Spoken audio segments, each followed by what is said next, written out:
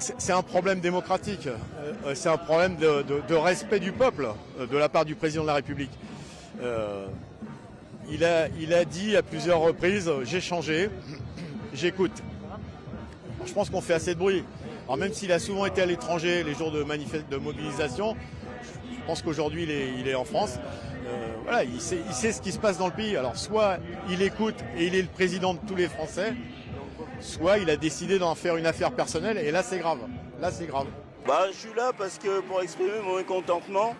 Parce que bon, moi, à titre personnel, je suis travailleur indépendant et je veux pas avoir une grosse retraite, mais je fais ça pour mes enfants parce que j'estime que la façon de faire, elle est pas bien. Ils n'ont pas expliqué, peut-être qu'ils avaient des arguments intéressants, mais ils n'ont pas expliqué les choses et je trouve qu'il y a un réel mépris. Donc il faut marquer le coup. Car ça concerne nos enfants, nos petits-enfants. Enfin, je veux dire que, imaginez comment ça va être dans 50 ans.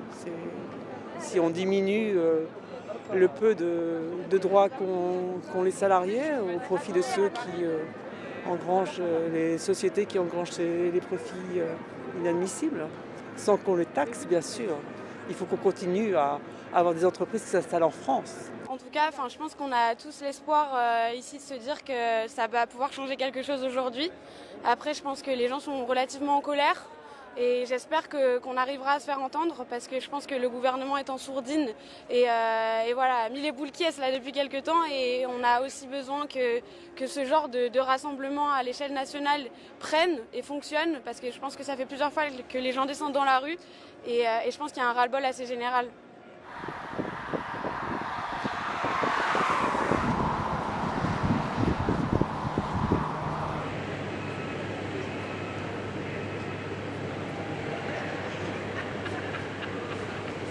Ceux qui vous promettent on va vous mettre la retraite à 60 ans et vous allez gagner plus, moi j'y crois pas, il faut juste regarder la réalité économique.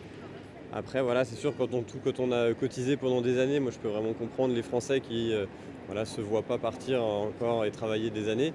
Mais voilà, je pense que par rapport à ça, le gouvernement a su faire preuve de souplesse et c'est pour ça qu'il y a des discussions à l'Assemblée. C'est pour que on trouve des compromis un petit peu partout. Par contre, prendre les Français en otage, au bout d'un moment, ça suffit. Et nous condamnons les discours qui appellent à mettre notre économie à genoux, parce que ces discours-là sont irresponsables.